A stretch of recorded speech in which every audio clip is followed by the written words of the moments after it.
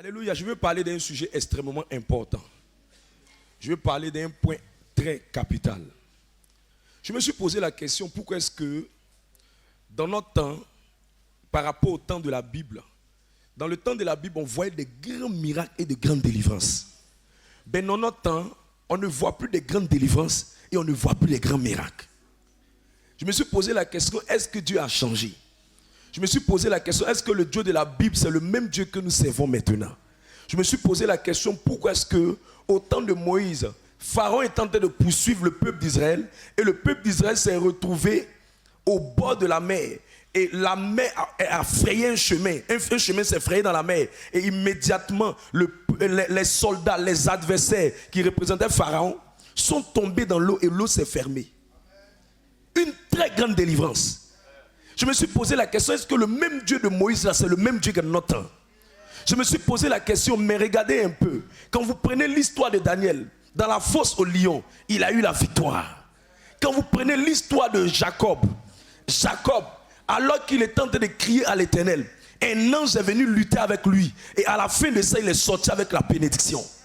J'ai vu que les gars là, ils expérimentaient de grandes délivrances. Les gars là expérimentaient de grands miracles. Les gars là expérimentaient de grandes victoires. Les gars là expérimentaient de grands témoignages. Tu ne peux pas comprendre comment des lions peuvent être dans la cage avec un homme appelé Daniel.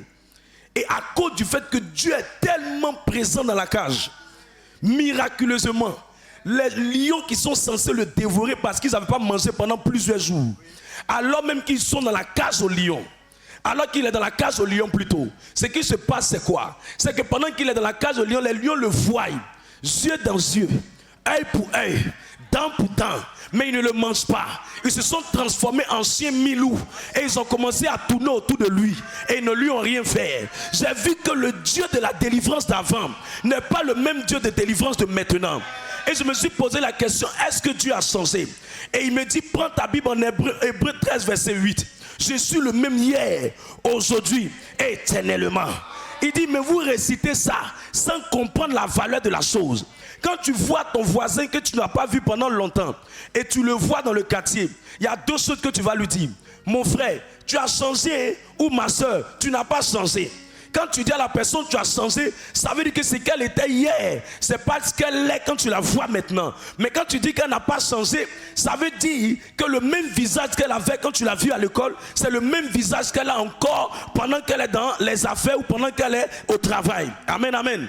Donc si Dieu dit qu'il n'a pas changé, ça veut dire que ce qu'il faisait au temps de Moïse, ce qu'il faisait au temps d'Abraham, ce qu'il faisait au temps d'Isaac, c'est la même chose qu'il est capable de faire. Et encore plus grave, parce qu'en ce temps-là, Jésus n'était pas encore mort à la croix. Oh nous, Jésus est mort à la croix. Son sang a versé. Et la puissance de la résurrection s'est manifestée. Donc nous-mêmes là, on doit être encore des miraculeux et des hommes de victoire et de délivrance. Mais il y a quelque chose qui ne marche plus dans notre temps. Il y a quelque chose qui ne va plus dans notre temps. Il y a quelque chose qui n'est pas concret dans notre temps. Il y a quelque chose qu'on ne voit plus dans notre temps. Cette grande délivrance où elle est partie, cette grande délivrance où on met quelqu'un dans le feu et il ressort, on dit même son caleçon n'est pas touché. Mais aujourd'hui, un sorcier attaque quelqu'un, il va le blesser un peu d'abord avant qu'on finisse par le délivrer. Où est le Dieu de victoire? Où est le Dieu de délivrance? Où est le Dieu qui travaillait au temps d'Abraham, au temps de Daniel? Où il est?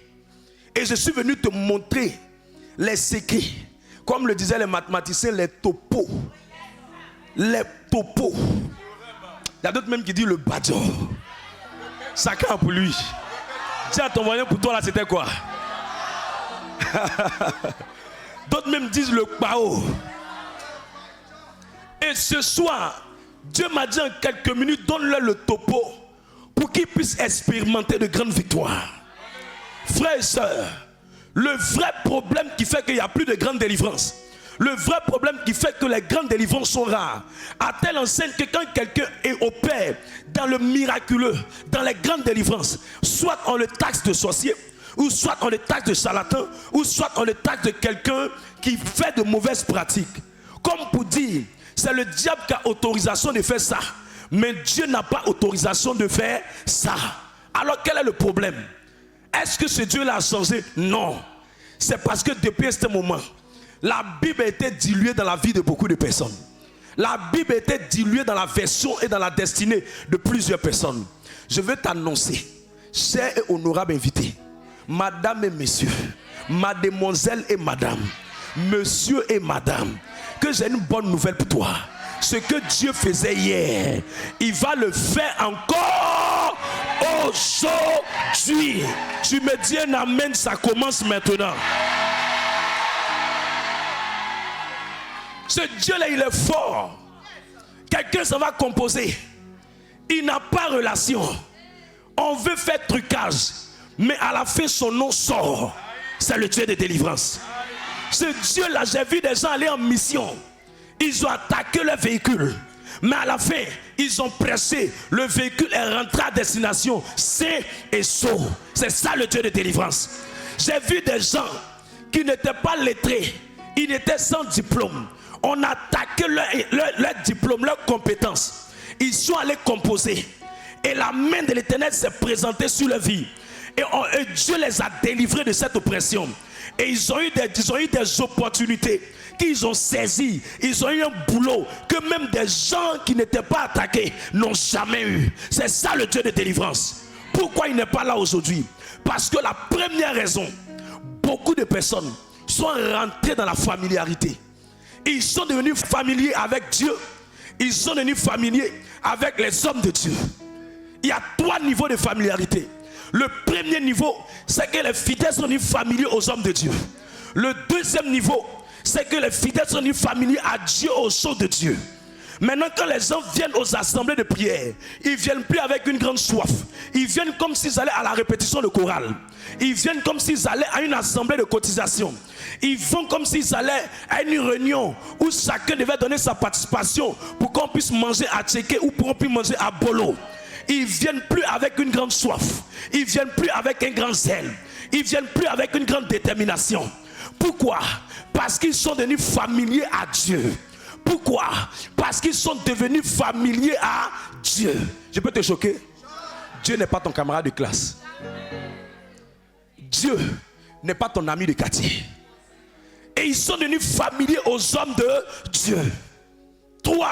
Troisième niveau de familiarité, c'est que les hommes de Dieu sont devenus maintenant familiers aux choses surnaturelles. Et finalement, le peuple de Dieu, les hommes de Dieu et la puissance de Dieu a été diluée dans nos ministères, dans nos communautés, dans nos paroisses, dans nos assemblées. Mais cela va changer à partir de cette génération. Donne-moi un amen puissant. Écoutez-moi bien. Dieu n'est pas l'ami de quelqu'un.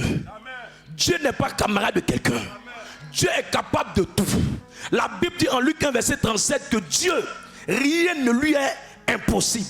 Mais si tu veux entrer dans les fréquences de possibilités de Dieu, si tu veux entrer dans les dimensions où Dieu se présente comme la personne qui opère pour tout, en tout et à chaque instant, la première clé que tu dois commencer à voir, c'est que les choses sacrées de Dieu, les choses précieuses de Dieu, la présence de Dieu, la maison de Dieu, les affaires de Dieu, il faut prendre ça au sérieux. Parce que si tu ne prends pas les affaires de Dieu au sérieux, le Dieu de ses affaires ne te prendra pas au sérieux.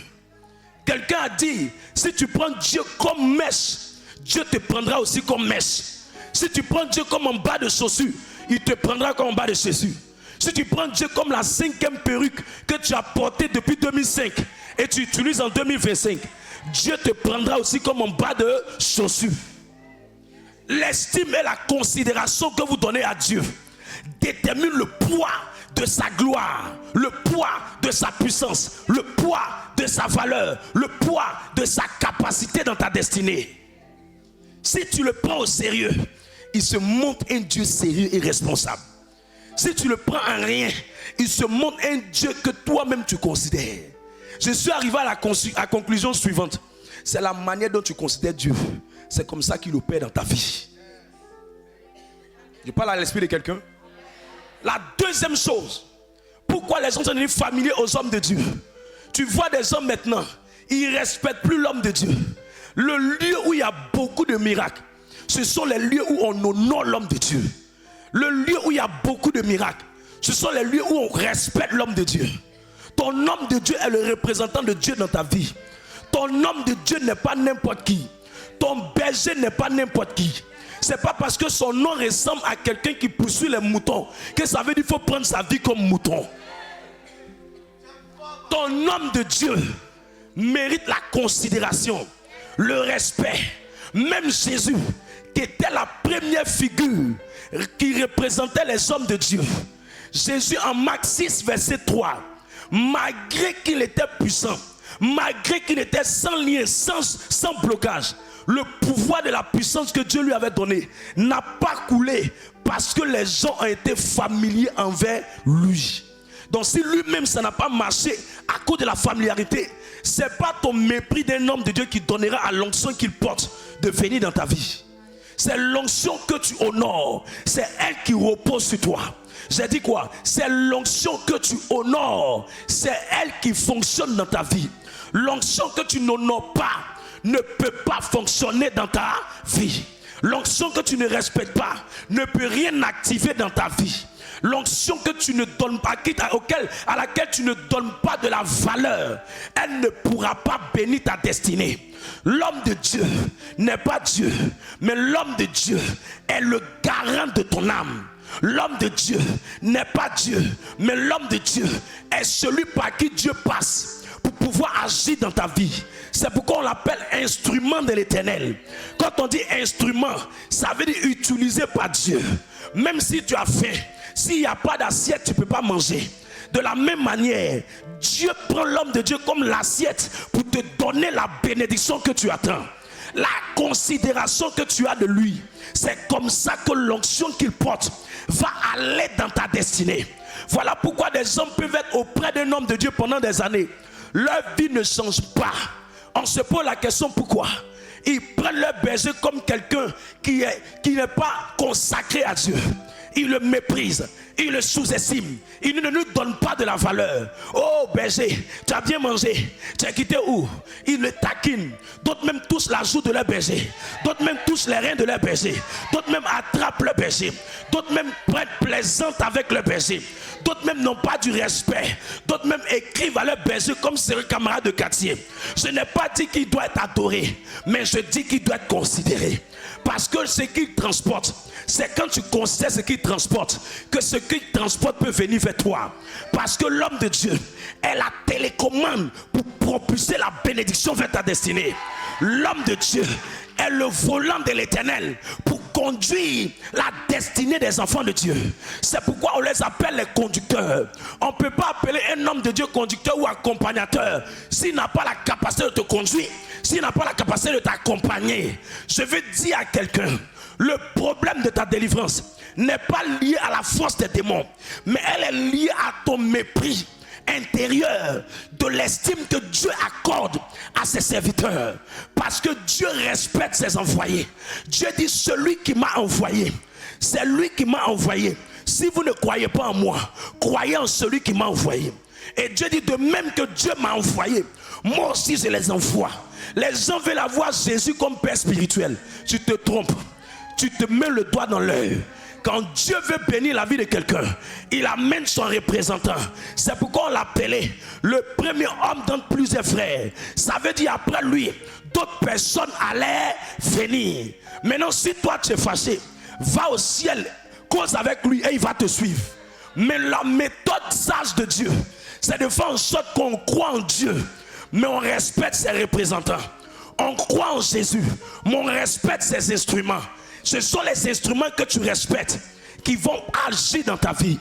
Même sac à main que tu ne considères pas, ça ne dure pas dans ta main. Même maison que tu ne respectes pas, le matériel de la maison va se gâter. Tout ce qui n'est pas respecté finit par perdre en valeur. Ça dégénère, ça se déprécie, ça perd de la valeur. C'est pourquoi moi je crois une chose. C'est pas parce que tu es fidèle de ce ministère que tu vas mépriser l'homme de Dieu. Jamais. Tu peux même pas t'amuser à faire ça. Tu vas passer par où? Tu vas quitter où? Peu importe les millions que tu vas donner. Le nom et l'honneur et l'honneur. C'est l'honneur qui amène les miracles. C'est l'honneur qui amène les témoignages. C'est l'honneur qui amène la gloire. C'est l'honneur qui amène le changement.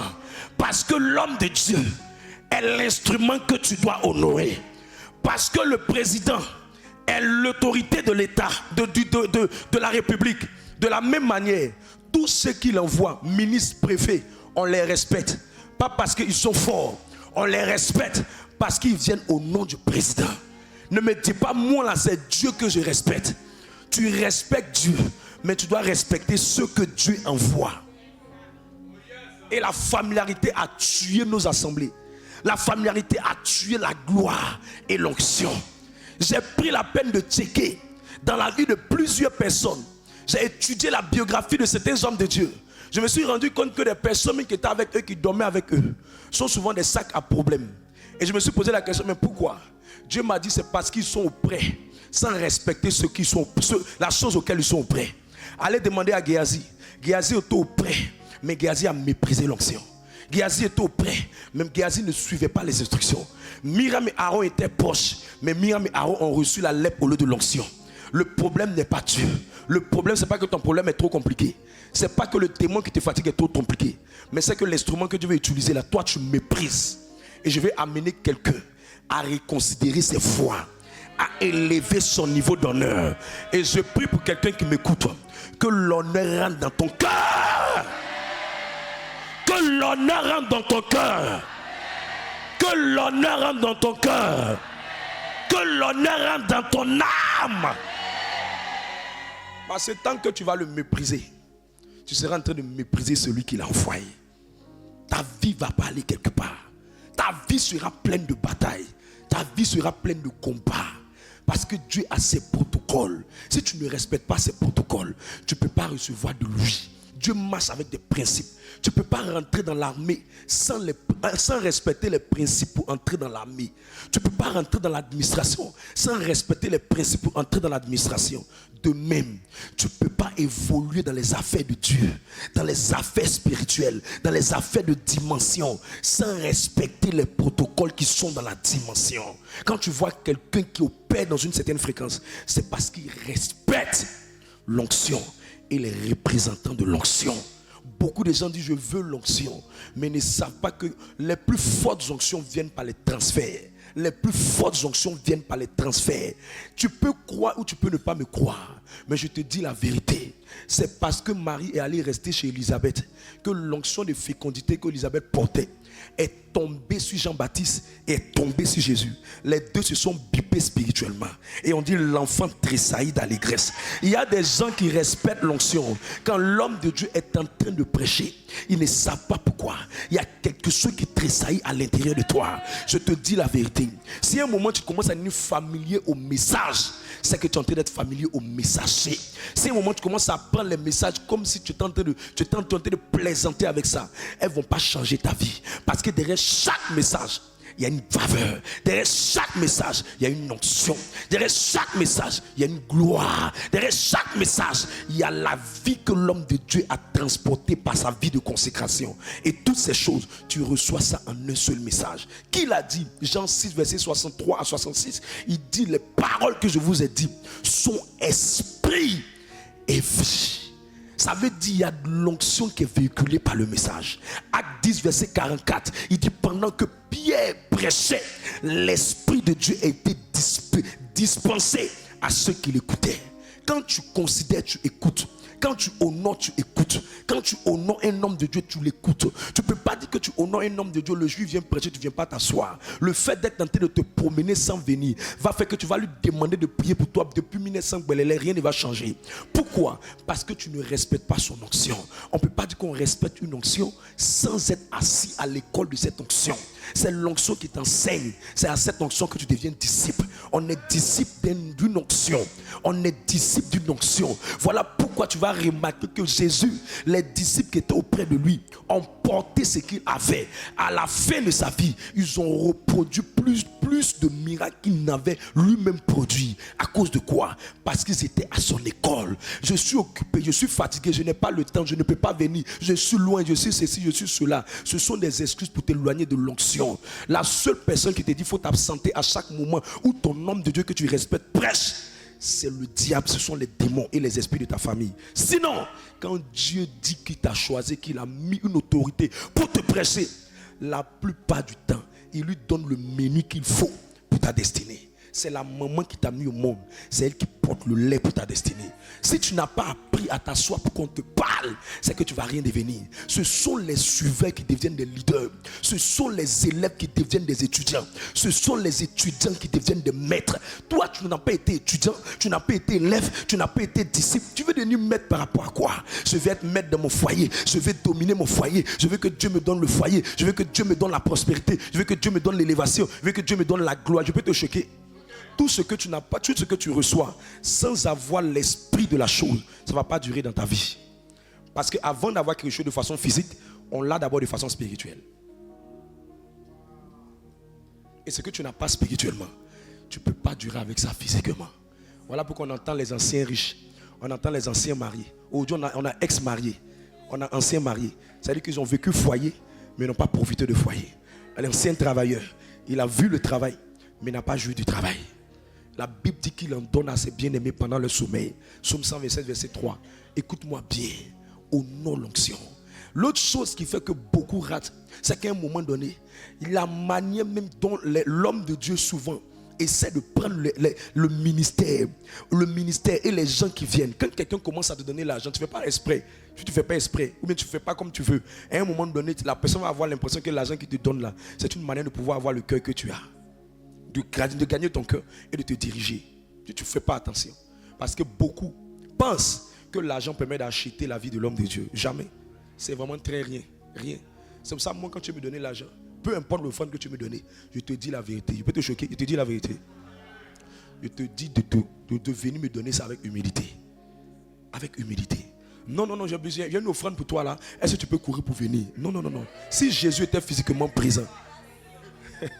Si Jésus était physiquement présent, tu entends dire c'est qui non? Ça veut dire qu'il n'a jamais fait ça. Il n'a jamais fait ça. Il faut te réveiller matin, très tôt, pour que je coupe pour aller attraper ton offrande. Le seul endroit où je suis arrêté, c'est l'auditorium de la porte de l'exaucement. Quand on a besoin du pape, on va à Rome. Ne viens pas jouer. Parce que quand tu donnes une offrande, ce n'est pas ton offrande qui change la vie. Tu dis quelque chose de ce que je porte. Et ce n'est pas mon beau visage qui a fait que tu m'as donné l'offrande. C'est parce que je transporte quelque chose que tu es venu me donner. Si je ne valais rien spirituellement, tu n'aurais même pas le courage de venir me donner. Ce qui te pousse à me donner, c'est ce que Dieu te dit de faire conformément à ce que tu as besoin de prendre sur moi. Il y a des combats que j'ai déjà gagnés. Toi, ton rôle, c'est de suivre ça et de prendre possession des victoires qu'il a réservées pour toi. C'est pourquoi les combats que Élie a fait, Élisée n'a pas fait. Parce que Élisée était en train de bien suivre son père spirituel en suivant Dieu. Je parle à l'esprit de quelqu'un. Je parle à l'esprit de quelqu'un. Alors dis à ton voisin, il faut honorer l'onction. La deuxième chose qui empêche les gens d'expérimenter de grandes délivrances et de grands miracles, c'est que beaucoup de personnes, à un moment donné, ils ne sont pas concentrés, ils sont distraits. Ils sont distraits. Écoute, quand on veut avoir une délivrance, on est focalisé sur ce qu'on attend de Dieu. Et l'une des manières du diable de te distraire, c'est d'enlever ton esprit sur ce que tu attends. Écoute-moi, c'est d'enlever ton esprit sur ce que tu attends. Je ne sais pas comment ça fonctionne. Actuellement, j'attends. Il y a des choses que j'attends. Mon cœur est dessus. Je n'ai pas le temps. Je n'ai pas le temps pour pouvoir prendre mon temps pour faire des commirages, pour parler de la vie de quelqu'un, pour parler de la vie de quiconque. Je n'ai même pas le temps pour écrire sur mon statut. Lui, il a fait ceci, lui, il a fait cela. Je n'ai pas le temps pour ça. Je suis concentré. La Bible dit que quand on a le regard fixé vers lui, notre visage ne se couvre pas de honte. Regard fixé veut dire être concentré, être focalisé, être déterminé. Il n'y a pas de délivrance sans être tenté d'être focalisé. C'est pourquoi quand le peuple d'Israël était dans le désert, la Bible, Dieu dit à Moïse, il faut essayer de placer une croix. Et sur la croix, là, positionne un objet. Et quand ils vont fixer la croix, là, ils seront délivrés immédiatement de toutes les infirmités. Qu'est-ce que ça veut dire? Ça veut simplement dire que eux, là, pendant qu'ils seront en train de regarder la croix, ils seront en train de regarder la délivrance que je leur réserve. Ils seront en train de regarder le miracle que je leur réserve. Le diable est passé maître de la distraction. Beaucoup sont distraits. Beaucoup sont distraits. Souvent, tu as quelques doigts de ce que tu dois recevoir, mais tu es déconcentré. Souvent, tu n'es même pas loin de ce que Dieu te réserve. Et tu commences à regarder ailleurs. Comment le diable réussit à défocaliser les gens, distraire les gens? Il va amener les gens pour t'offenser. L'une des manipulations du diable pour ne pas que tu puisses être focalisé, ce que tu dois faire, c'est de commencer à plus te plaindre sur tes blessures que de te concentrer sur l'objectif. Écoute, l'objectif est plus grand que tes blessures. Il peut te choquer. On peut être tenté de pleurer puis arriver à destination. Voilà pourquoi on dit 7 fois le juste tombe et puis se relève. Pleurer n'est pas le problème, mais c'est ta capacité à te relever qui te donne d'arriver. J'ai demandé à Dieu, mais quel est le secret qui fait que la plupart des gens qui sont persécutés, offensés, blessés, ils tombent et puis n'arrivent pas? Il dit, ils ne savent pas que même dans les blessures, on peut continuer à courir. Parce que les blessures blessent ton cœur, mais ça ne blesse pas tes pieds. Continue d'avancer. Continue d'avancer. Continue d'avancer. Continue d'avancer. Je peux te dire la vérité. Tous tes offenseurs deviendront après les personnes qui vont finir par t'acclamer. Va demander à Joseph. Ce sont ses propres frères qui l'ont rejeté. Ce sont ces mêmes-là qui sont allés lui demander à manger. Je ne sais pas comment ça fonctionne, mais les enfants qui sont maltraités dans les familles, ce sont eux après qui prennent ceux qui les ont maltraités là pour les héberger. Fonce en toi. Je vous ai dit une chose. Je ne sais pas comment ça fonctionne, mais le succès est le secret pour que les blessures guérissent dans ton cœur. C'est parce que tu n'as pas encore eu quelqu'un que tu as encore le mal, quelqu'un qui t'a fait. Sinon, si tu as eu un mari, tu vas oublier celui qui a blessé ton cœur. Si tu as eu un travail, tu vas oublier le travail que tu as perdu. Si tu as eu quelqu'un qui va te bénir avec un bon montant dans ta main, tu vas oublier celui à qui tu as demandé le financement qui ne t'a pas donné. Si tu as eu quelqu'un qui t'a aidé, le succès te permet d'oublier les frustrations. Dieu m'a dit la meilleure manière d'oublier les frustrations, d'oublier les blessures, de tourner le regard de blessures, c'est de rester concentré pour avoir le succès. Avoir le succès. C'est parce que tu n'as pas encore réussi. C'est parce que tu n'as pas encore eu le succès. C'est parce que tu n'as pas encore accompli que ça te fait encore mal. Au fait, ça te fait mal parce que tu n'as rien. Ça te fait mal parce que ça ne va pas toujours. Après que la personne t'ait laissé, tu ne t'en sors pas. Après que tes affaires ne marchent pas, tu ne t'en sors pas. Après que les gens t'ont blessé, tu ne t'en sors pas. Si tu t'en sors, tu vas oublier ça très vite. Concentre-toi. Écoute, on pleure mon avance. On pleure mon avance. On pleure mon avance. Le but des blessures, c'est pour que tu n'avances pas. Le but des blessures, c'est pour que tu restes distrait. Le but des blessures, c'est pour que tu restes défocalisé. Non, ne sois pas défocalisé. Continue d'avancer. Continue d'avancer. Tu sais pourquoi tu amènes des blessures? C'est parce qu'ils savent que spirituellement, ils ne peuvent pas te combattre. Ils sont venus en rêve, ils t'ont envoyé tout, ça n'a pas marché. Ils sont venus spirituellement, ils ont fait tout, ça n'a pas marché. Ils ont mis des boîtiers devant ta porte, ça n'a pas marché. Ils ont lancé des flèches, ça n'a pas marché. Ils ont fait ce qu'ils doivent faire, ça n'a pas marché. Ils disent on va rentrer dans le corps de quelqu'un pour te blesser, pour voir ce que ça va faire. Et c'est à ce niveau-là que ça marche généralement. Mais je te vois avoir la victoire sur ces blessures. Je déclare que ton cœur sera guéri de toutes ces blessures. Tu me piques, j'avance. Tu me blesses, j'avance. Tu me cognes, j'avance. Tu me parles mal, j'avance. Tu me rejettes, j'avance. Tu me dis du n'importe quoi, j'avance. Tu me critiques, j'avance. Tu me blesses, j'avance. Tu me blesses, j'avance. Avec le temps, on ne cache pas la vérité avec sa main. Tôt ou tard, si je suis dans la vérité, ma vérité va briller par le succès que l'Éternel me donnera. Ne reste pas déconcentré. Dis à ton voisin, ne reste pas déconcentré. On gagne des grandes délivrances par la concentration. Troisième chose qui permet d'avoir de grandes délivrances et d'expérimenter les grands miracles. Quand les esprits commencent à te combattre, rentre dans la prière. Mais pas n'importe quelle prière. Réorganise ton programme et puis change ton rythme de prière. Bats des records de prière. À un moment donné, on prie. Mais à un moment donné, on bat les records dans la prière. Parce que je vous ai dit la vérité.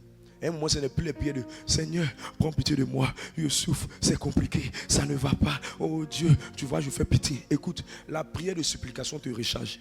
Mais la prière de combat, elle te donne d'affronter.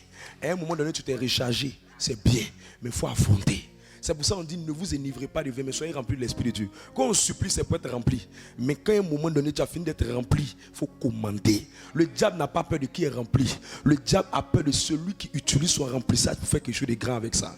Si tu peux utiliser le débordement que tu reçois par la supplication, par l'invocation, par le fait de pleurer devant Dieu, par le fait de méditer le rosaire, le chapelet, si tu peux utiliser ces moments pour rentrer dans la posture d'un commandant, pour commander que ce qui est devant toi qui ne te plaît pas, dégage. Tu es dedans le matin très tôt. Tu bombades. La nuit, tu bombades. Matin, tu bombades. La nuit, tu bombades. Matin, tu bombades. Et l'une des plus grandes manières de prier, c'est de prier en langue. Pourquoi?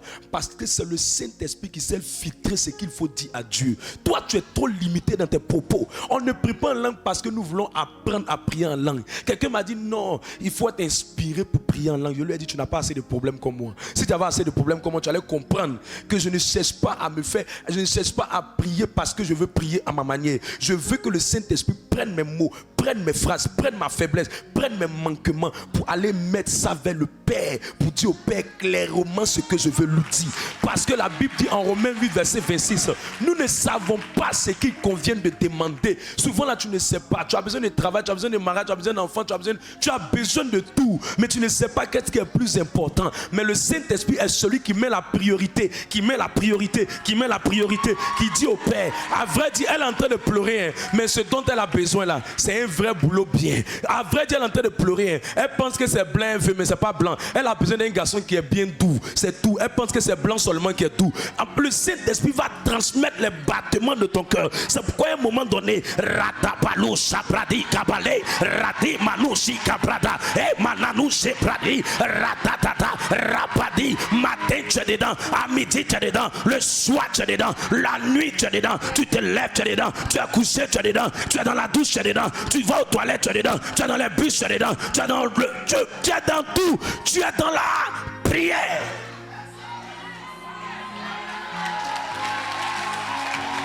Tu dois devenir une machine à prière.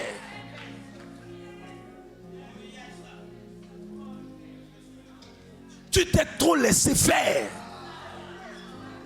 Il dit en Luc 18, une femme avait un juge inique qui n'avait de respect pour personne, qui ne considérait personne.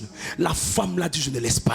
J'ai remarqué avec le temps que Dieu respecte ceux qui insistent et qui persistent. À un moment donné, ce n'est pas une histoire de est-ce que tu as bien dit, mais à un moment donné, c'est une histoire de est-ce que tu es sérieux. J'ai demandé à Dieu, mais pourquoi tu insistes sur le sérieux des gens? Il m'a dit, mais les gens m'appellent n'importe comment. Il y a des gens qui sont fatigués, qui oh Jésus. Il y a des gens qui sont dans le bac qui disent oh Dieu. Il y a des gens, il dit, les gens m'appellent n'importe comment. Ce qui me permet de filtrer entre ceux qui m'appellent n'importe comment et ceux qui m'appellent avec sincérité, c'est la constance. Quand je te vois le matin, quand je te vois à midi, quand je te vois à 15h, quand je te vois le soir, quand je te vois la nuit, je dis mon fils, je sens que tu veux un ministère large, je sens que tu veux des miracles, tu veux des démonstrations, tu veux de la gloire, tu veux une montée des hommes et des femmes. Et la réalité de tous les miracles, c'est la vie de prière. Arrête de passer ton temps à dormir. À un moment donné, lève-toi. Commence à bombarder. Commence à bombarder. Ça va te fatiguer comme ça peut te fatiguer. Parce qu'il y a une seuil de prière que les démons ne veulent pas te laisser dépasser. Ils vont vouloir que tu restes toujours à une certaine heure de prière. Tu vas voir que quand c'est 5 heures, quand c'est 2 heures de temps, ou bien quand c'est 1 heure de temps, tu vas remarquer que toutes les efforts que tu fais, tu tournes autour de 1 heure de prière. Tu sais pourquoi? C'est parce qu'ils savent que si tu dépasses ce niveau, dans le monde spirituel, tu seras élevé. Dans le monde spirituel, on a des niveaux. Chacun a son niveau spirituel. Et on change les niveaux par la vie de consécration. On est tous enfants de Dieu, mais on n'a pas le même poids spirituellement. Il y a des gens qui sont comme des verres. Il y a des gens qui sont comme du bois. Il y a des gens qui sont comme des tarots. Il y a des gens qui sont comme des biscuits. Il y a des gens qui sont comme des courants électriques. Il y a des gens qui sont comme des bombes atomiques. Alors là, monsieur, tu t'amuses, tu viens me toucher, mais tu ne vas pas rester tranquille 2 minutes. Il y a quelque chose qui est sur moi. Sur moi, depuis le matin. Je dis non. Je ne peux pas donner ma vie à ce gars-là. Et puis me coucher. Non. Je ne peux pas. Je dis je ne peux pas laisser quelqu'un en train de faire matin, midi, soir au travail. Et puis il va venir faire plus que moi qui me suis donné totalement. C'est pas possible. Si je n'ai rien fait, c'est que j'ai prié 5 heures. Si je n'ai rien fait, c'est que j'ai prié 5 heures. Je suis assis. Tu n'es pas là parce que tu veux venir. Tu es là parce que je vais te chercher. Je te cherche. Si je demande à combien de personnes vont te dire, tu t'es vu plusieurs fois dans mon rêve, fais soit aller te chercher. Ils sont allés te chercher.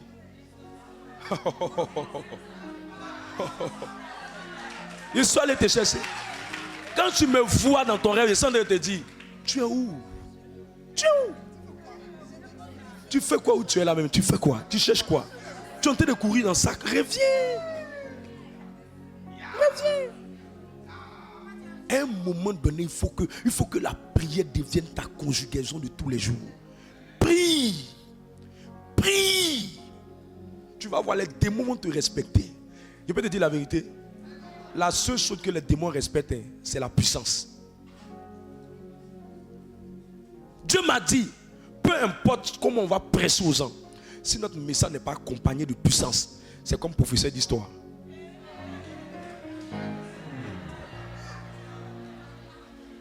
Voilà pourquoi les gens deviennent familiers. Les gens deviennent familiers parce qu'ils se disent, oh, ce que tu peux faire là, il peut faire. Ce que tu peux faire là, il peut faire. Ce que tu peux faire, il peut faire. Mais quand tu as des gens qui sont un peu mystérieux, aujourd'hui vient te saluer, rit avec toi. Le lendemain, tu entends qu'une soeur vient. Je veux bénir le Seigneur. Je veux rendre grâce au Seigneur. On dit, parle. Elle dit, homme de Dieu, je suis venu à la communauté dès que j'ai mis mes pieds. J'avais une boule dans mon ventre. Je ne sais pas comment c'est passé, la boule a disparu. Alors que l'homme de Dieu ne m'a pas touché. Tu es là et tu te dis, attends, ce gars-là, ce n'est pas un professeur d'histoire. Il y a quelque chose qui transporte. Il y a quelque chose.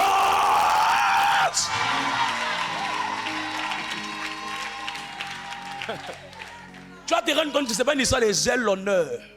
Tu sais que si c'est zèle l'honneur, il peut écrire, il peut parler, Je peux enseigner. Je peux prendre le micro, enseigner, bien même. Tu sais que ça, là, Dieu m'a aidé. Mais tu sais aussi qu'à un moment donné, là, il y a des problèmes, ce n'est pas enseignement, point 1, point 2, point 3, point 4. À un moment donné, il faut le power. Il faut le power. Il faut le power. Il faut le power. Il faut le power. On dit on doit organiser notre activité. On me fait le business, ça fait pratiquement près de 20 millions. La nuit.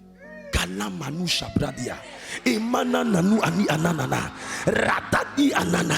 Généralement, le sommeil de 3 heures du matin, là, c'est doux. Et surtout dans le temps comme ça où il fait froid, là. Quand Dieu te voit te lever pendant que tout le monde dort, je peux te dire quelque chose. Ceux qui se réveillent tôt sont ceux qui vont dominer ceux qui ont dormi beaucoup. À un moment donné, ce n'est pas une histoire de qui est fort, c'est une histoire de qui s'est levé plus tôt que qui. C'est lui qui va dominer ceux qui sont restés permanemment en train de dormir. Tu es en train de dormir ton âge. Au fait, l'équivalent de ton âge est égal à l'équivalent de sommeil que tu as pris.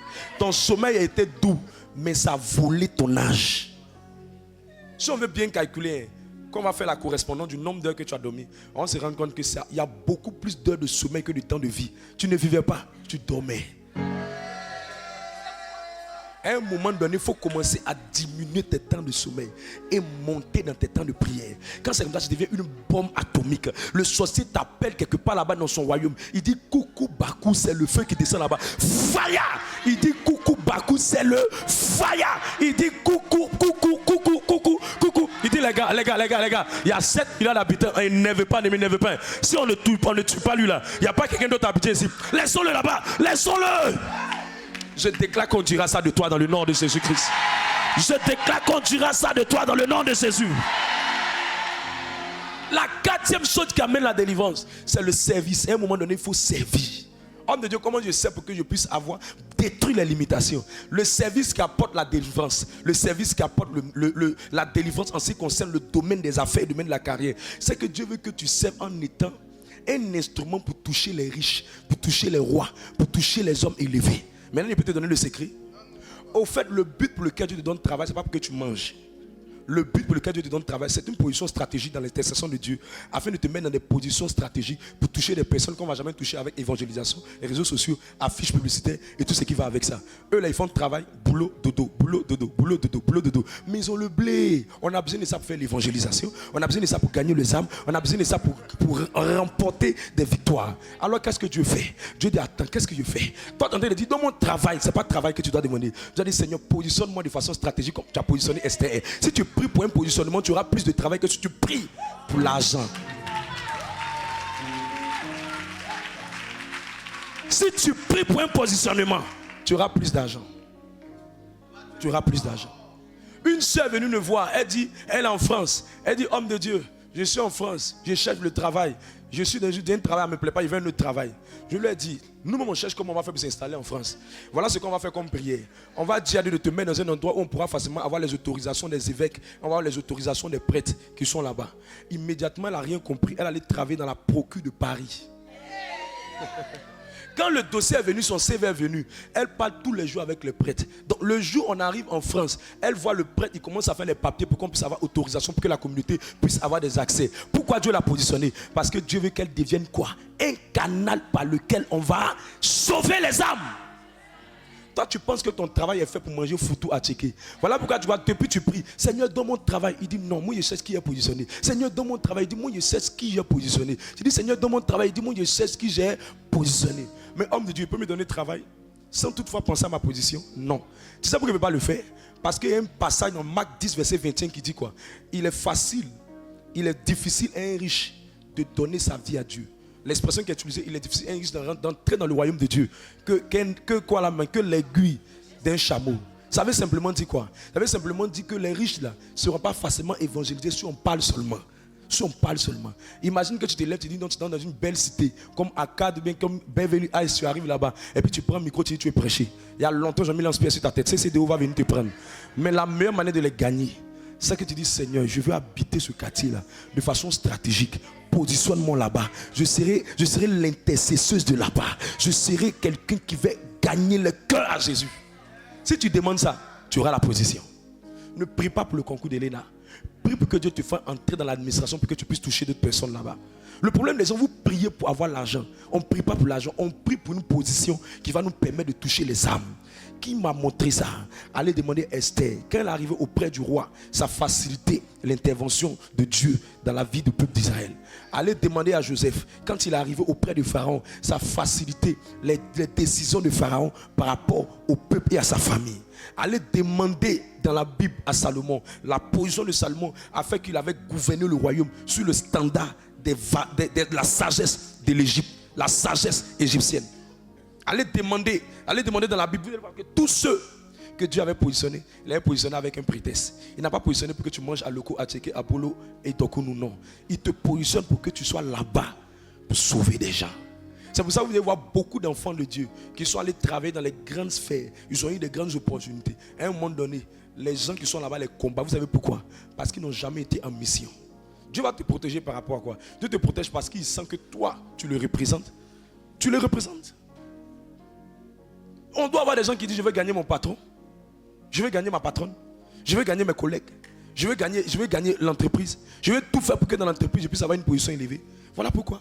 Dieu sait des gens pour envoyer à la FMI, Dieu sait les chrétiens pour envoyer à la BAT, Dieu sait les chrétiens pour les envoyer dans les grandes organisations. Vous savez pourquoi? C'est un pour qu'ils envoient l'argent, mais deux pour qu'ils puissent sauver les gens dans le milieu. Mes amis, affiche là, tu ne vas pas les gagner. Le gars voiture, il va au travail, le soir il est à la maison. C'est quelle affiche tu vas lui donner? Tu vas le croiser où? Dans quelle rue? Et la plupart des riches, remarquez bien, ils ont quelque chose dans leur cœur.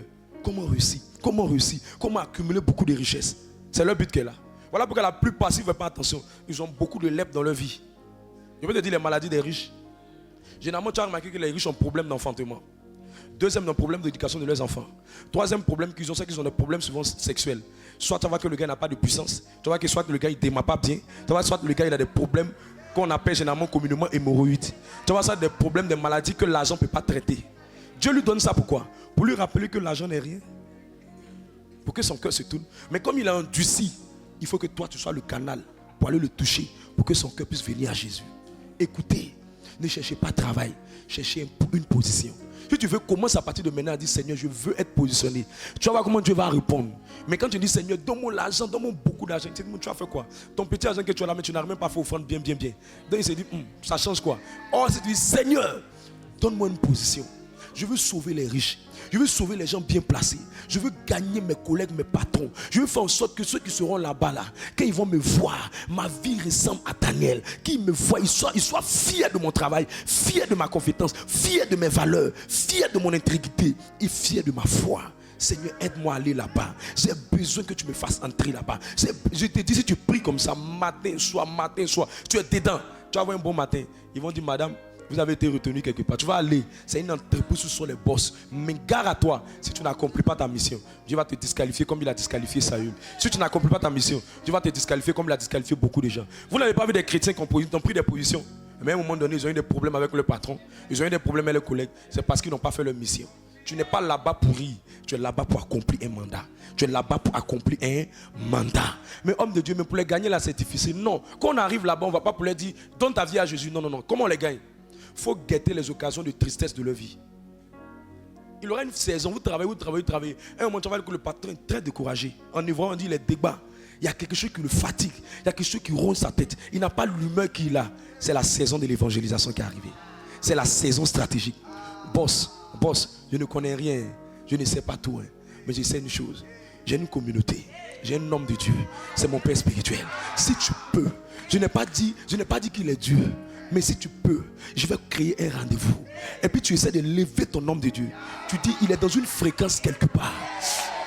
Il est quelque part. Patron. Lui là, tu ne peux pas le rencontrer facilement. Mais moi, comme je suis sa fille, je suis son fils. Il va créer un rendez-vous spécial pour toi. Patron, à cause de moi, fais faveur. Je veux qu'on parte le rencontrer. C'est quelqu'un qui ne se promène pas comme ça. C'est quelqu'un qui s'est donné dans l'affaire de Dieu là. Patron, regarde, Dieu l'utilise. Je veux qu'il t'aide. Peut-être moi tu peux pas me parler, mais j'ai créé un rendez-vous pour toi. J'ai pris un rendez-vous pour toi. Et je lui dis que tu es mon patron. Je t'assure qu'il va se préparer en conséquence par rapport à toi. Quand tu vas le rencontrer, la gloire qui va quitter sa vie et ça va descendre sur toi dans le nom de Jésus-Christ. Le patron va dire, ah bon, il est où? Dès que tu as lancé, la bombe, il faut rester tranquille. Il peut jouer les durs. J'ai pas besoin de ça. Reste tranquille. Dieu va amplifier le volume des problèmes. Un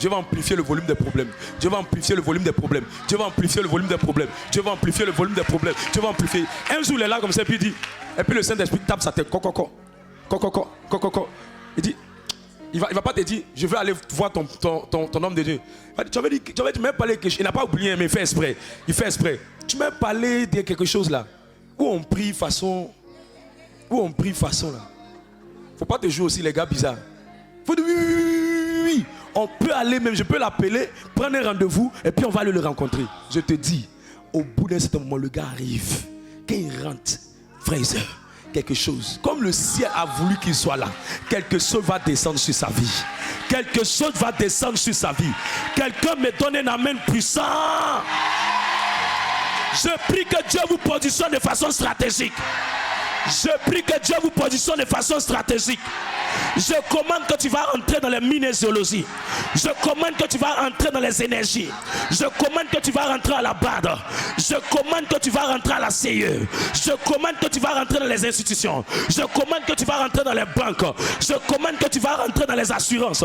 Je commande que tu vas rentrer dans l'immobilier. Je commande que les portes vont s'ouvrir. Je commande que tu vas rencontrer les hommes élevés en dignité. Je commande que tu vas rencontrer les hommes positionnés. Au nom de... Un jour, quelqu'un est venu avec son homme de Dieu. Il est venu avec son patron. Et quand le patron est venu, il est venu à mon bureau. Et il m'a regardé. Dans son cœur là-bas. Avec un petit malin façon là. Qui peut bien faire ce jeune homme là? Une manière là quoi. Il y a une manière de regarder qui sent dans les yeux qu'il veut dire ce jeune homme. Non, quand le complexe les dit à moi depuis que Jésus est moi à la croix. Donc, quand il a commencé à regarder le gars, je dis, vous voulez que votre employé reste ou bien vous voulez qu'il parte? Il dit, ça fait rien, tout ce que je vais dire, c'est des choses qu'il sait déjà. Je suis resté silencieux. Esprit de sagesse, esprit de discernement. Dis-moi quelque chose sur lui. Quand le Saint-Esprit, c'est que le Saint-Esprit, c'est le plus grand bateau. Je lui ai dit, attends. Je suis en train de sentir par l'Esprit de Dieu qu'actuellement, tu as un autre enfant dehors et il y a un problème quelque part. Il dit, attends, est-ce que je peux demander à mon collègue de sortir un peu? Je peux demander à mon employé de sortir pour qu'on puisse parler personnellement. Quand le gars est sorti, il dit, moi-même depuis là, même l'enfant là même me fatigue. Je n'ai pas dit à ma femme, voilà. Il est rentré dans tous les détails. Que ça me fatigue, cette histoire-là, parce que l'enfant veut venir vivre dans la maison. Je ne sais pas qu'est-ce qui m'a poussé, j'ai fait ça. Quand j'ai commencé à lui dire, mes amis, quand la Bible dit que quand Jésus a manifesté les miracles, Pierre s'est assis, puis Pierre a dit, à qui irons-nous? Tu as les paroles de la vie là. Tu sentais au fond de lui-même qu'il disait, vrai là, le gars est en train de rentrer dans mes côtes. Mais il ne peut pas te dire là, il ne peut pas parler de ça. Et c'est comme ça, par la grâce du Seigneur, le gars a fini de gagner. Et c'est comme ça qu'il a commencé à s'investir dans la vision. Je vais te dire à quelqu'un ici que Dieu te donne cette position. afin qu'on puisse gagner les rois, les hommes élevés en dignité. Que Dieu te donne la richesse pour que ton message parle dans leur vie. Que Dieu te donne la sagesse pour que ton message touche le cœur. Quelqu'un me donne un amen puissant. Quelqu'un me donne un amen puissant. La dernière chose, et puis je m'arrête, la dernière chose qui montre que quelqu'un qui montre à quelqu'un qui peut avoir la délivrance et qui permet d'avoir de grandes délivrances. Vous savez, il y a 3 principes avec lesquels vous ne devez jamais jouer, qui sont les destructeurs d'hôtels. Dans chaque famille, il y a un hôtel démoniaque. Maintenant, le problème de beaucoup de personnes, c'est qu'ils détruisent les hôtels, mais ils ne bâtissent pas de nouveaux hôtels. Quelqu'un comprend ce qu'ils ont dit? Juge 6, verset 25. Je n'ai pas le temps de lire tout ça. Dans toute famille, il y a un hôtel. Beaucoup de gens ont détruit des hôtels, mais n'ont pas bâti de nouveaux hôtels. Voilà le problème. Ils ont détruit les hôtels, mais ils ne bâtissent pas de nouveaux hôtels. Quand tu finis de détruire un hôtel et qu'on a fait ta délivrance, le démon est sorti, il faut bâtir un nouvel hôtel, un hôtel de bénédiction. C'est-à-dire qu'il faut tout faire pour que ta vie maintenant soit consacrée totalement à Dieu par un acte que tu dois poser pour ajouter à la délivrance physique que tu fais. Et l'acte que tu dois poser, c'est simplement organiser ta vie financière dans 3 domaines spécifiques. Le premier domaine, c'est que tu dois être quelqu'un qui est un donateur. Tu as l'habitude de donner des offrandes. Chaque fois que tu entends un message qui te bénit, il ne faut pas avoir peur de donner des offrandes. Et je vais vous dire une chose qui fait que beaucoup de personnes ne sont pas bénies financièrement. Le même offrande qu'ils donnaient depuis qu'ils sont baptisés, c'est la même chose. Tu vois, toi, tu es dans 200, non? C'est pas dans 200 que tu es. Tu es dans 200, non? Oui, tu es dans 200. Depuis que tu es baptisé, là, c'est la même offrande. Regarde ton voisin, il faut lui dire la vérité. On dit, il n'y a pas dit à quelqu'un, depuis que tu es baptisé, là, est-ce que ton offrande a évolué? On plaisante, mais je vous dis la vérité. Oh. Moi-même, j'étais dans ça là. J'étais spécialiste dans des 500. C'est-à-dire que quand il me conseille, il faut offrande 500 000 francs. Un moment, il a commencé à changer mon niveau d'offrande. J'ai dit 2023, j'ai commencé à donner 1500. Après, il s'est passé à 2000 francs. Après, il a commencé à dire, j'ai tout fait pour commencer à donner 5000 francs. C'était chaud. Tu sais que les sorciers de mon village et les esprits de mon village veulent dire, pourquoi même tu vas donner? Et puis, il y a un calcul bête qui vient dans ta tête. Mais si tout le monde donne un chose comme toi, l'argent va partir beaucoup dans leurs mains. Beaucoup dans leurs mains. Tu vois que tu as commencé à rire, non? C'est l'esprit là qui vient dans ta tête. C'est comme ça qu'il fait. Donc, quand ça a commencé à venir dans ma tête aussi, il a dit non. Dieu nous bénit pas en global. Dieu nous bénit morceau par morceau. Dieu nous bénit morceau par morceau. Moi, ce que je peux faire là, j'ai fait. Et j'ai augmenté mes offrandes progressivement, jusqu'à ce que je voie certaines bénédictions venir. Il y a des gens, même quand quelqu'un dit veut t'aider, il ne pourra jamais te donner 100 000. Tu sais pourquoi? Parce que toi-même là, le minimum de ce que tu donnes là, n'est même pas en train de tourner dans cet intervalle-là dans tes dons. Tu comprends ce que je suis en train d'expliquer? Première chose, c'est l'offrande simple. La deuxième chose, il faut que tu aies la culture de donner ce qu'on appelle l'alliance de victoire. 1/10 de ce que le Seigneur te donne. Il faut avoir cette culture-là au fond de toi. De dire, il faut que je donne 1/10 de ce que le Seigneur me donne. Tu n'es pas obligé de le faire. Mais c'est un secret pour que tu sois à l'abri de ce qu'on appelle esprit de main trouée et ce qu'on appelle tout ce qui combat tes finances. Pour que tu sois à l'abri de ça. Maintenant, vous allez remarquer que la plupart des gens qui ne respectent pas ce principe-là, en règle générale, ils sont toujours en train de monter, descendre dans leurs affaires. C'est quoi qui fait ça? C'est parce que simplement la Bible dit que celui qui ne va pas respecter ça, le dévoreur, le destructeur va manger ses finances. Donc comment on détruit ça? On détruit ça en obéissant simplement à ce principe-là. Aussi simple. Si je te dis que moi je n'applique pas ça, je t'ai menti. Il n'y a aucune somme que quelqu'un vient me donner. De 2000 francs jusqu'à oh là là, tu mets dans ma main. La première chose qui vient dans mon esprit, c'est comment enlever les 10% de Dieu. Aujourd'hui même ma femme connaît le principe. Quand j'ai déposé enveloppe quelque part et que l'enveloppe est là, elle ne peut même pas s'amuser pour dire qu'elle va toucher. Tu sais pourquoi? Parce que la première question qu'elle se pose, est-ce que j'ai enlevé le 1/10 dedans? S'il n'est pas enlevé le 1/10, ça n'a pas droit à être touché. Même s'il y a tremblement de la terre à la maison. Même si tout veut se casser. Parce qu'elle sent qu'on a fait l'alliance de ne jamais être des voleurs de l'Éternel. On a fait l'alliance de ne jamais voler Dieu, mais de respecter ce principe. Voilà pourquoi il ne peut pas faire une semaine aussi. Et puis mes poches vont être vides. Ce n'est pas possible. Il ne peut pas. Non. Si même je me mets, il m'a prié, je dis ton nom, je prie, ton nom. Je ne sais pas comment ça se passe. Tu as envie de me faire offrande. Je peux essayer.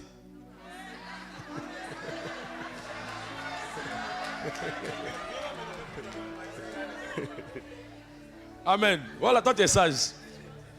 Dieu va te... Quand il a prié là, Dieu va te donner l'argent pour venir me donner. La dernière chose, c'est qu'il faut être un homme de sacrifice. Il faut être un homme de sacrifice. La différence entre une offrande simple, 1/10, et puis un sacrifice, c'est qu'un sacrifice, il y a la notion de coûter. David a dit, je ne donnerai pas à l'Éternel ce qui ne me coûte pas. Toute offrande qui ne fait pas pleurer ne peut pas te faire entrer dans de grandes bénédictions. Il y a le principe de sacrifice. la notion de sacrifice. Homme de Dieu, comment il fait pour savoir que c'est un sacrifice? 1. Psaume 126, verset 3. Celui qui sème dans les lames, ça veut dire, il y a des semences là, quand on sème là, ça fait mal. Si ça ne fait pas pleurer, c'est pas ça. Quelqu'un vient me donner un sacrifice, je le regarde, ça te fait mal. S'il me dit non, il faut partir. Ça doit te faire mal. Pas te faire mal en termes du genre tu ne peux pas donner. Non. Ça te fait mal dans le sens où tu sens que quelque chose est parti. Tu comprends? Le sacrifice. Regarde, il faut qu'on arrive à un niveau où tu peux venir. Donnez-moi une mallette là-bas. Là. En fait, voilà les choses auxquelles tu dois rêver. Moi, c'est comme ça que Dieu a commencé à me donner l'argent. Je rêve à des choses comme ça. Où je prends une offrande et puis je vais rencontrer un père. Tu es dans le rang. L'hôtesse même quand elle te voit. Quand c'est comme ça, tu ne parles pas beaucoup. Tu ne sais même pas demander où tu vas t'asseoir. Tu chantes même. Alléluia. Une offrande potelée. Tu sens que c'est joufflu.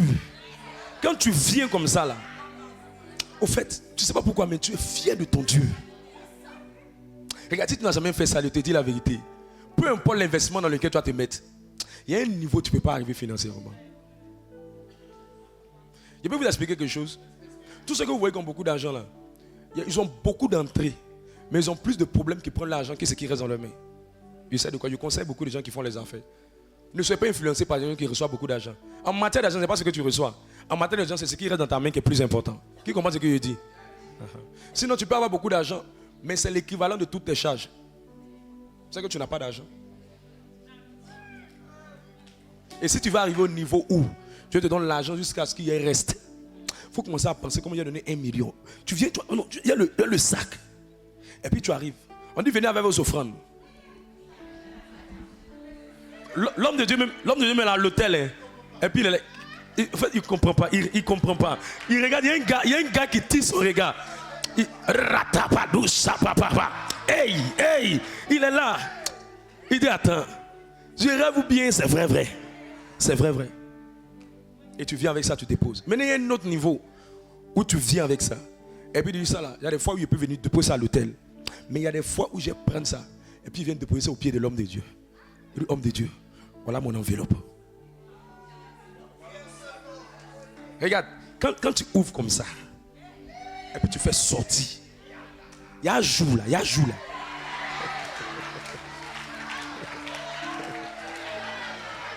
Mais pourquoi je te parle de ça? Ce que tu ne rêves pas, Dieu ne peut jamais te donner. Si tu ne rêves pas à ça, tu ne peux pas avoir. Tu ne peux pas. Moi, j'ai dit à Dieu, je vais donner voiture. J'ai dit à Dieu, je vais donner terrain. Si tu ne rêves pas, tu ne peux pas. Tu vas rester comme un francophone. Les francophones sont là. Seigneur, donne-moi un jour. Je sais, il faut me donner. Non. Si tu veux que le ciel au-dessus de ta tête soit ouvert, et Dieu n'a pas peur de t'amener les 10 millions, les 5 millions, les 15 millions, les 25 millions, les 30 millions, c'est que toi-même, tu aspires à donner de grosses offrandes. Que Dieu te bénisse.